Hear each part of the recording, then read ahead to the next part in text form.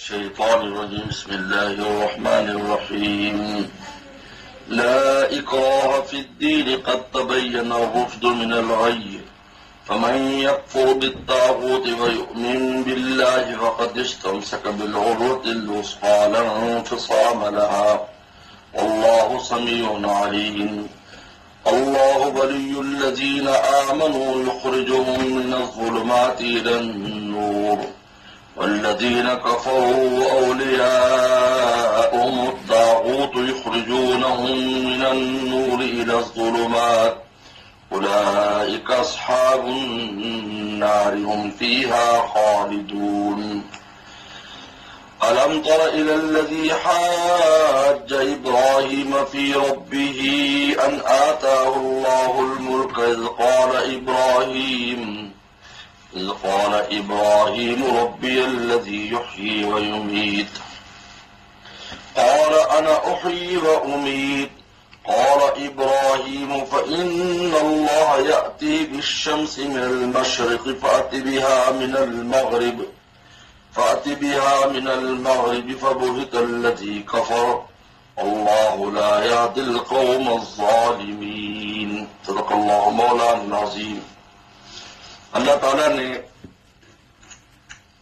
رسالت اور توحید کے بعد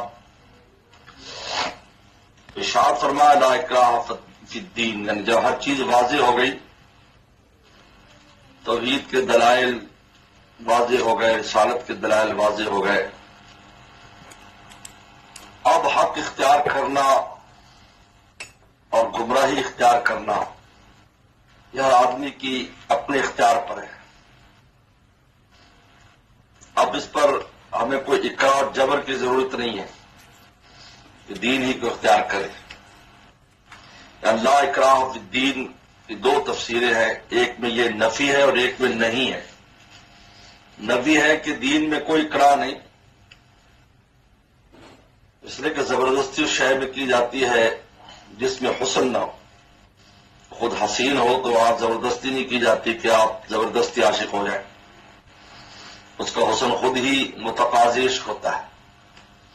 جب یہ دین اتنا خوبصورت ہے تو فطرت انسانی جو ہے وہ خود ہی اس کو اختیار کرتی ہے، کسی کو مجبور کرنے کی ضرورت نہیں ہے. جب اس کی دین کے حسن کو دیکھتا ہے اور توحید اور رسالت کے دلائل کو دیکھتا ہے، دلائل کونی اور دلائل انفسی کو دیکھتا ہے تو خود ہی دین اختیار کر لیتا ہے. اب اگر وہ دین اختیار نہیں کرتا تو اس کی باطنی غلاظت اور باطنی گندگی کی وجہ سے ہے. نہ شریعت نے کوئی مجبور لا اکراہ فی الدین، کوئی مجبور کرنے کی ضرورت نہیں ہے. دوسری بات یہ ہے کہ دین میں اکراہ ہو بھی نہیں سکتا، اس لیے کہ اسلام اور دین میں داخلے کے لیے تصدیق قلبی شرط ہے، بنیاد ہے تصدیق قلبی، اور تصدیق قلبی تو مرضی سے ہوتی ہے. اگر تصدیق قلبی دل ہی نہیں دیا ہے تو کچھ بھی نہیں دیا. لا اکراہ فی الدین یہ جملہ خبریہ ہے. اور دوسرا ہے کہ جملہ انشائیہ ہے، نہیں ہے. لا اکراہ فی الدین، کسی کو دین کے لیے مجبور نہ کرو کہ زبردستی دین اختیار کرو، یعنی لا تکرہو، نہ مجبور کرو دین میں. بعض شان نزول سے ایسے ہی معلوم ہوتا ہے. بعض نے کہا ہے کہ یہ چونکہ پیغمبر السلام نے، صحابی نے کہا میرے دو بیٹے عیسائی ہیں، میں چاہتا ہوں ان کو زبردستی دین میں لے آؤں. فرمایا لا اکراہ فی الدین، قرآن نازل ہوا. لا تکرہو کے معنی ہے عبداللہ بن عباس کی تفسیر یہ کہ زبردستی کسی کو دین میں نہ لے کر آؤ.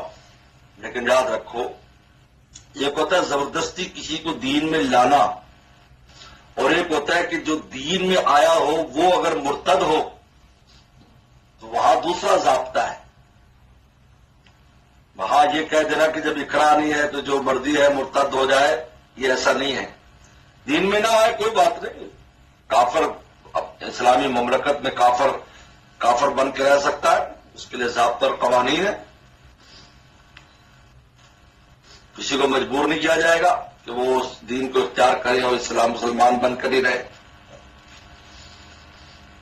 لیکن اگر کوئی اسلام میں داخل ہو چکا ہے، اب وہ اگر اسلام سے نکلتا ہے اس کے لیے ایک ضابطہ ہے، اس لیے کہ یہ بغاوت ہے اور باغی کی سزا قتل ہے. دنیا کی حکومتوں میں اگر کوئی بغاوت کرتا ہے تو بغاوت کا پرچہ اس پر دے دیتے، بغاوت کی جرم اس پر لگا دیتے ہیں، روز دیکھا جاتا ہے یہ بات. اس میں ماشاءاللہ کی حکومت ہو تو پھر تو اس کے خلاف ذرا بھی جو کرے گا تو بہت سخت سزا ملتی ہے. تو اللہ تعالیٰ حاکم الحاکمین ہے، وہ ان کے ہاں ایسا کوئی ضابطہ نہیں ہے کہ کوئی بغاوت کرے اس کی کوئی سزا نہ ہو. یہی جہاد کا فلسفہ ہے. جہاد کا فلسفہ یہ نہیں ہے کہ کافر مسلمان ہو. جہاد کا فلسفہ ہے کہ وہ موذی اور وہ بدبخت کہ جو لوگوں کو اللہ کے راستے میں آنے نہیں دیتے، یہ سدونا عن سبیل اللہ، ان کی قلع کما کرنا ہے. اصل میں جہاد کا یہ فلسفہ، اس لیے زیادہ جہاد اس عضو معطل کے کاٹنے کی طرح ہے جو جسم میں گل جاتا ہے. تو ڈاکٹر کہتے ہیں سارے یہ ناسور سب میں پھیلے گا، آپ اس عضو کو کاٹ دیں، انگلی کاٹ دیں، ہاتھ کاٹ دیں، پاؤں کاٹ دیں تاکہ دوسری جگہ محفوظ ہو جائیں. جہاد بھی یہی ہے. لہذا یہی وجہ ہے کہ اکراہ فی الدین کو جہاد میں نہیں دیکھا جاتا کہ زبردستی دین میں لانا ہے، بلکہ جہاد میں یہ دیکھا جاتا ہے کہ ان میں موذی کون ہے.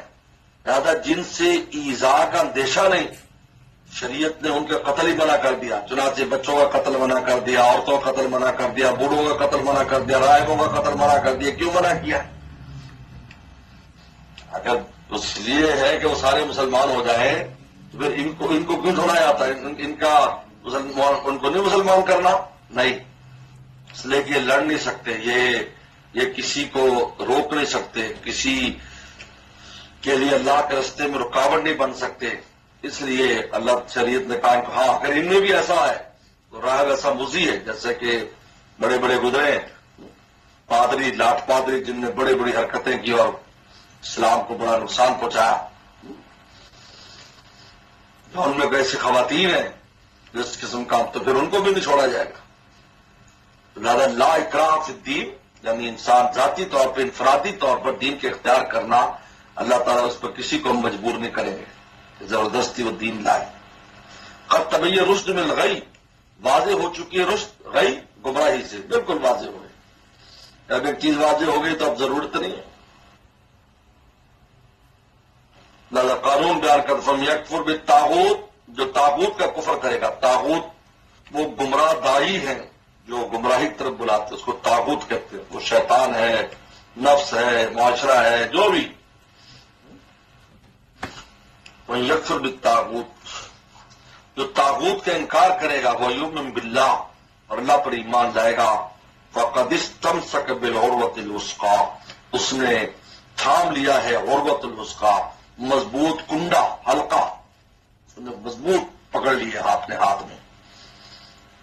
استمساک عروۃ الوثقی لا انفصام لها، جس میں کوئی شکستگی اور ٹوٹنا نہیں ہے. یعنی کنڈا مضبوط ہے، اس کنڈے کو کچھ ہونے والا نہیں ہے. اچھا، یہ اور بات ہے ہاتھ سے چھوڑ جائے لیکن کنڈا ٹوٹنے والا نہیں ہے. لا انفصام لها واللہ سمیع علیم، اللہ سننے والے، علم والے ہیں، باتیں بھی سن رہے ہیں، علم بھی رکھتے ہیں. اس کا انعام کیا ملا ہے ان کو؟ ان کا کیا انعام ہے؟ یہ بات یا جنت کا انعام قرار نہیں بتایا.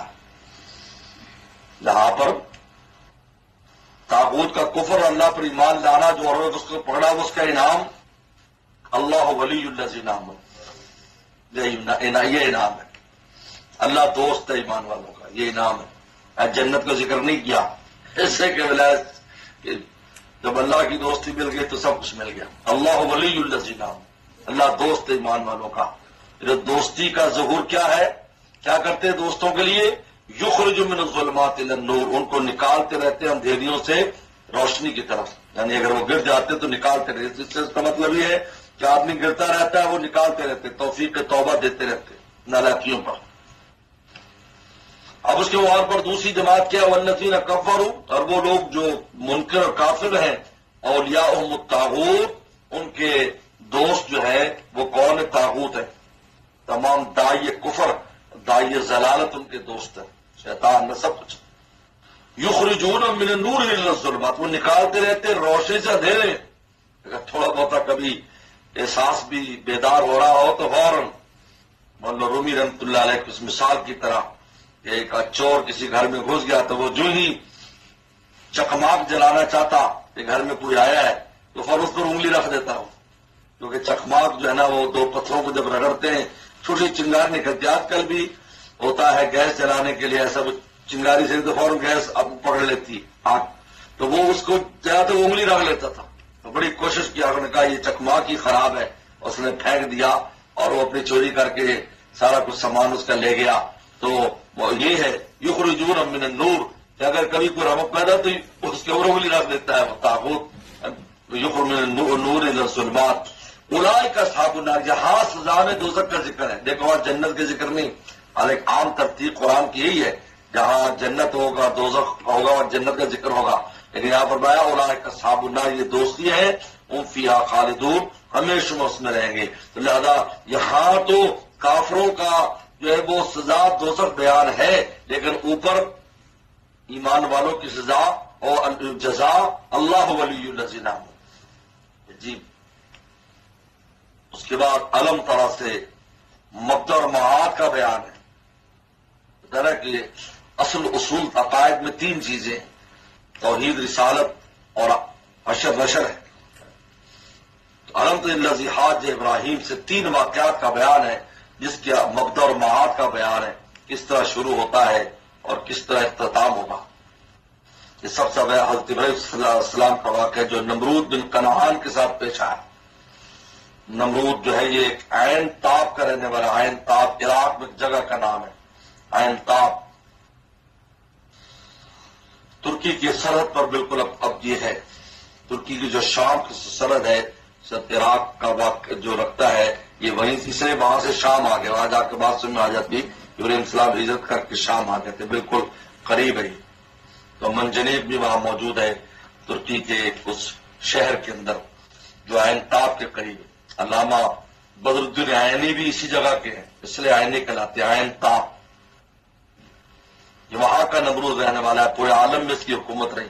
اور یہ جو واقعہ یہاں پر بیان ہے مفسرین کی جماعت کہتی ہے, اور غالب بھی یہ ہے کہ یہ حضرت ابراہیم السلام کی آگ سے نکلنے کی بات کا مناظرہ ہے, کیونکہ اس پر ابراہیم السلام کا ایک روب طاری ہو چکا تھا اس کے اوپر اس آگ کے قصے کی وجہ سے, اس لیے وہ مناظرہ کر پایا. ورنہ پہلے تو اپنی طاقت دکھاتا, لیکن وہ اس کے دل میں ان کا خوف بھی بیٹھ گیا تھا کہ اس کا جو خدا ہے بہت طاقتور ہے. لیکن اس نے کہا کہ اس طریقے پر تو اگر میں چھوڑ دوں گا اور ابراہیم سے کوئی مناظرہ بات نہیں کروں گا تو ایسا نہ ہو کہ میرے سارے بھاگ جائے لوگ. علم الذی حاج ابراہیم فی ربی, تو نے نہیں دیکھا اس شخص کو, علم ترا, علم الذی, تو نے نہیں دیکھا اس کو. طرح کا لفظ وہاں آتا ہے کہ جہاں خبر جو ہے وہ اتنی یقینی ہوتی ہے جیسے آنکھوں دیکھی چیز ہے, وہاں علم طرح آئے گا. جیسا نہیں وہ علم یا علم کے معنی میں, عالم یا علم ہے تمہارے علم میں نہیں. یہاں جو محسوس معقول جو ہے وہ محسوس بن جاتی ہے. جہاں بھی قرآن میں علم طرح, کیا تم نے نہیں دیکھا, اتنی یقینی ہے جیسے سور نکلا ہوا ہے تو ہم کہیں گے علم طرح, علم طرح. ہم نے نہیں دیکھا مخاطب جب وسلم کو فرما رہے اللہ الذی حاج ابراہیم فی ربی, کہ جس نے وہ شخص نے حاجہ, جس نے مناظرہ کیا, حجت کی ابراہیم السلام سے فی ربی ہی, ان کے رب کے بارے میں بحث کی. حاجہ محاجہ کہتے ہیں بحث کی, مناظرہ کیا جو ان کے رب کے بارے میں, ابراہیم السلام رب کے بارے میں. اور وجہ کیا تھی, یعنی یہ اتنی بڑی بے وقوفی اس نے کیوں کی, ان آتا اللہ الملک, کیسے کہ اللہ نے اس کو سلطنت دی تھی, اس سلطنت کا نشہ تھا, اس نشے کی وجہ سے جس ذات نے دیا ہے اسی کے خلاف جھگڑ رہا, اس ذات پر بحث کر رہا. ان آتا اللہ الملک. اب انہوں نے کہا کہ کیا دلیل ہے, اللہ تعالیٰ کی دلیل, اللہ تعالیٰ سمجھاؤ تیرا خدا کا تعارف کرا اپنے رب کا. فرمایا اذ قال ابراہیم, فرمایا ربی الذی یحیی و یمیت, میرا رب وہ ہے جو پیدا کرتا ہے اور جو مارتا ہے, جو میرا رب ہے یحیی و یمیت. اب وہ اتنا بے وقوف تھا کہ اس نے یحیی و یمیت کا معنی نہیں سمجھا, اماتت اور احیاء کا معنی نہیں سمجھا. اماتت کا مطلب ہے اخراج روح اور احیاء کا مطلب ہے ادخال روح, کہ روح کو داخل کرنا, یہ احیاء ہے. اس نے کیا سمجھا, قال انا احیی و امیت, کہا کہ میں بھی زندہ کرتا ہوں مارتا ہوں. دو مجرم لے آیا, جیل سے منگوائے, ایک جو بری تھا اس کو قتل کرا دیا, جو قتل ہوا تو اس کو بری کر دیا. یعنی اس اماتت اور احیاء کا جو معنی تھا وہ بھی وہ نہیں سمجھا. اس نے قتل کرنا چھوڑنے کا نام احیاء اور اماتت سمجھ لیا. یہاں احیاء اماتت وہ تو دونوں پہلے سے اللہ تعالیٰ کے زندہ کیے ہوئے ہیں. اب ایک کو تم نے قتل کر دیا اور تم نے کہا یہ میں نے اماتت کر لی، تو وہ اماتت وہ تو خراج روح کا نام ہے. روح اللہ تعالیٰ نکالتے ہیں اس میں سے. یہ تو قتل کر دیا اسباب ظاہری تو کوئی بھی کر لیتا ہے، اور جس کو قتل کر دیا وہ اماتت ہو جائے گی. اور احیاء جو ہے وہ زندہ کرنا، مردہ زندہ ہے، بچہ بھی پیٹ میں اور کچھ بھی نہیں، اللہ زندہ کر دیتے، یا مر گیا تھا تو اس کو زندہ فرما دیتے، جیسے کتنے واقعات ہیں. اللہ و امید. ابراہیم السلام سمجھ گئے یہ محاب عقل شخص ہے. انہوں نے کہا اچھا چلو چھوڑو اس کو، ایک آسان کام، مردہ زندہ تو تیرے بس میں نہیں ہے تو بہت دور کی بات ہے، تو چلو ایسے کرو یہ حرکت ہی تبدیل کر کے دکھا دو. حرکت تبدیل کر کے دکھا دو. یہ تو ایک زندہ کی حرکت، ایک چیز سیدھی جا رہی ہو تم ادھر کو دائیں بائیں لے جاؤ اس کو، چلو اتنا کر لو، سورج مسجد سے نکلتا ہے تو مغرب سے نکال دے. یہ تو آسان کام ہے نا. اماتت احیاء تو بہت مشکل کام ہے، روح کو لا کے ڈالنا، روح کو نکالنا. آپ جو ہے ایک حرکت، ایک جسم کی حرکت کو تبدیل کر کے دکھا دے. قال ابراہیم فإن اللہ یاتی بالشمس المشرق، کہا کہ میرا رب سورج لاتا ہے مشرق سے، فاتی بہا من مغرب، تو مغرب سے لے آ. تو جو ہے خدا ہے، رب ہے، تو آپ مغرب سے تو اس کی حرکت تبدیل کر دے. وبہت الذی کفر، کافر مبہوت ہو گیا، ہکا بکا رہ گیا. وبہت الذی کفر. کہتے ہو یہاں یہ کہہ سکتا تھا کہ یہ تو میں کر رہا ہوں، تیرا رب مغرب سے لے آئے. کہا کہ اس کو یقین تھا ابراہیم اگر ایسا کریں گے تو اس کا رب لے آئے گا، کیونکہ وہ آگ کا قصہ دیکھ چکا تھا. یہ یہاں پر اس نقطے کو بیان کیا ہے. وہ دیکھ چکا تھا کہ جو آگ گلے گلزار بن سکتی ہے، اس کا رب اس کو گلے گلزار بنا سکتا. جبکہ آگ کو بجھایا نہیں گیا تھا. دیکھو اگر آگ کو بجھایا جاتا، بارش ہو جاتی تو اس کو اتفاقیات قرار دے دیتے، لیکن اللہ تعالیٰ نے ایسا نہیں کیا. آگ کو آگ ہی رکھا اور گلے گلزار بنایا. آج بھی ہو جو ابراہیم کا ایمان پیدا، آگ کر سکتی ہے انداز گلستہ پیدا. نار شہ بچے خوش نور خدا، نور ابراہیم ساس اوستا. نار شہوت کو نور خدا بجھا سکتا ہے. ابراہیم السلام جیسا نور حاصل کر رہا ہے استاد، استاد جیسے چھوٹے بچوں کا تھا استاد، اوستا.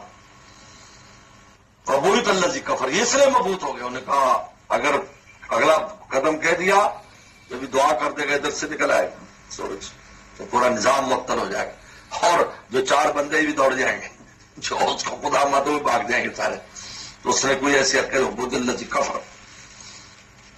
واللہ لا یہدی القوم الظالمین، اللہ تعالیٰ ظالموں کو ہدایت نہیں دیتے. وہ جو ہے نا یخرجہم من الظلمات الی النور، یہ ہدایت ہے، ظلم سے نور تک لانا. یہ نہیں دیتے. کیوں؟ ظالمین، قوم ظالم کی وجہ سے، ان کے ظلم کی وجہ سے ہم نہیں دیتے. یہ اللہ تعالیٰ نے مبدا کا بیان کیا ہے. مبدا یہاں اس میں مبدا کا بیان ہے کہ اللہ تعالیٰ پیدا کرتے ہیں اور اماتت اور احیاء کے اوپر قادر ہیں، اور یہ سارا نظام، اس کائنات کا جو نظام ہے سب اللہ تعالیٰ چلا رہے ہیں. اب اگلے جو واقعات آ رہے ہیں اس میں اگلا واقعہ، اعوذ باللہ من الشیطان بسم اللہ الرحمن الرحیم.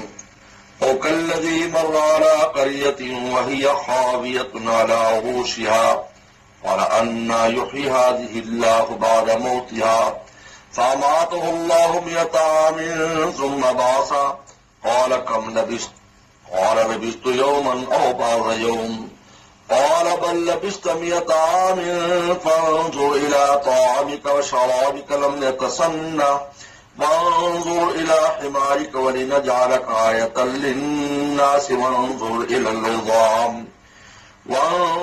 العظام كيف ننشزها ثم نكسوها لحما فلما تبين له قال أعلم أن الله على كل شيء قدير. صدق اللہ مولانا العظیم. اب یہ دوسرا واقعہ عزیر علیہ السلام کا ہے کہ بخت نصر نے، جیسا کہ قرآن نے دوسرے مقام پر بخت نصر نے حملہ کیا اور ہزاروں لاکھوں یہودیوں کو بنی اسرائیل کو قتل کیا اور اپنے ساتھ قیدی لے گیا. ان میں عزیر صلی اللہ علیہ السلام بھی تھے. بیت المقدس کو اجاڑ دیا, بالکل ختم کر دیا. کوئی نفس اور کوئی انسان وہاں نہیں رہتا تھا. حضرت علیہ السلام کو سب سے پہلے رہا کیا اللہ تعالیٰ نے, تو وہاں سے وہ چلے. حضرت دانیال کا قصہ بھی آتا ہے, وہ بھی اس کے قید میں تھے, وہ بھی چلے. جب یہ وہاں سے چلے تو بیت المقدس آئے. بیت المقدس آئے تو اجڑا ہوا ہے سارا, چھتیں بھی گر گئی, مکانات گر گئے, دیواریں گر گئیں. اس وقت کہا اللہ اس کو کیسے تو زندہ کرے گا, جو مر کے مرے پڑے ہڑیا ہے. یہ اس لیے نہیں کہ ان کو ایمان یا یقین نہیں تھا, لیکن یہ ایک تعجب کے طور پر ایک بات انسان کبھی کہہ دیتا ہے, اتنے پرانے کس طرح یہ کیسے یہ زندہ ہوں گے. یا اللہ کے عدم قدرت کی وجہ سے نہیں ہے, وہ تو پیغمبر تھے, بلکہ اس کے طریقے پر حیرت جیسے کہ یہ کس طرح ہوگا. یہ ہوتا ہے جیسے ایک چیز ہو لیکن وہ کبھی ہوگی کیسے. یہ تو ٹھیک ہے, وہ تو بالکل ہمیں اطلاق کر لے گا, لیکن ہوگا کیسے, یہ بس. تو اللہ تعالیٰ نے انہی کو موت دے دی. 100 سال تک رہے. جب بیدار ہو عصر کا وقت تھا, اللہ تعالیٰ نے فرشتوں سے خود پوچھا کہ کتنا تم سویا ہے, کتنی دیر. تم نے کہا کہ یہ 1 دن یا آدھا دن ہوگا, یا تو آج ہی کا دن ہے یا بھی عصر ہے, اور یا پھر یہ کہ کل اس وقت ہوگا تو 1 دن ہے. فرمایا 100 سال ہو گئے. 100 سال. اللہ فرمایا کہ اپنے کھانے کو دیکھو, کھانے پینے کو. 100 سال ہو گئے, تمہارے جسم میں بھی کوئی تغیر نہیں آیا. تعجب ہوا کہ 100 سال میرا جسم بالکل ویسے ہی ہے, جوان کے جوان.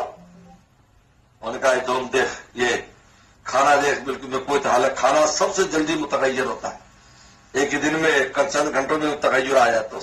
گرمیاں ہو تو فوراً خراب ہو جاتا ہے گھنٹے ڈیڑھ کے بعد. کہا وہ تو خراب نہیں ہو رہا, گدھے کو دیکھ بالکل سیدھا ڈیا بڑا پڑا. اللہ نے گدھے کو زندہ کر دکھا کہ دیکھ کیسے زندہ ہوتا ہے.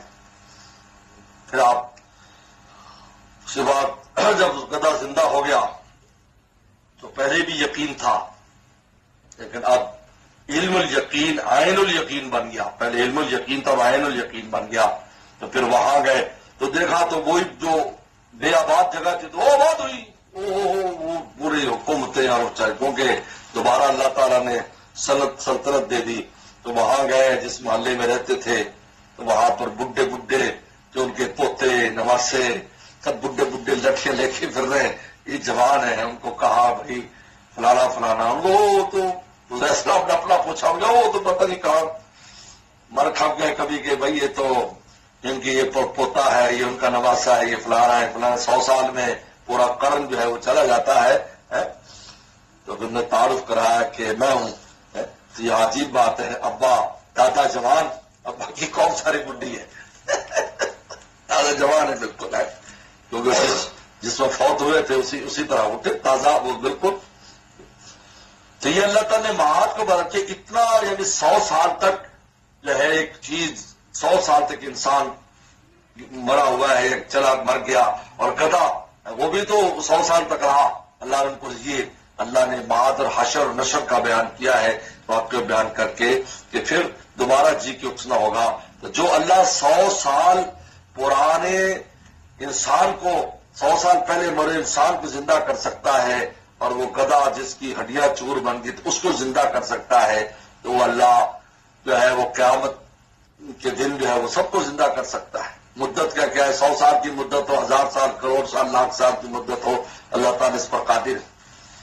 تو یہ یہاں پر معاد کا بیان, او کلذی, یا اس شخص کی طرح مر رہا کریا جو گزرا ایک بستی پر, یہ بیت المقدس ہے. یہ خاص اللہ عروش گری ہوئی تھی اپنی چھتوں پر, یعنی چھتیں گر جاتی, دیواریں گر جاتی. اور انا جو یہ حاضر اللہ بعد موتیہا, اللہ اس کو کیسا زندہ کریں گے مرنے کے بعد. یعنی یہ بطور تعجب کے ہے کہ اللہ تو کرنے پر قادر ہے, لیکن اتنے پرانے ہو گئے, کس طرح, اس کا کیا طریقہ ہوگا, یہ ہے. اس لیے آگے طریقہ اللہ نے گدھے کی شکل میں بتایا کہ دیکھو یہ طریقہ ہے. تو سارے اجزاء یعنی اللہ تعالیٰ کو اجزاء اکٹھے نہیں کرانے پڑیں گے, کہ چلو فرشتے جاؤ فلانے کے اعضاء ڈھونڈو اور وہ اکٹھا کرو، بلکہ ایک جھڑکی دیں گے اعضاء خود بھاگے آئیں گے، ذرے خود بھاگے آ کر جڑ جائیں گے. یہ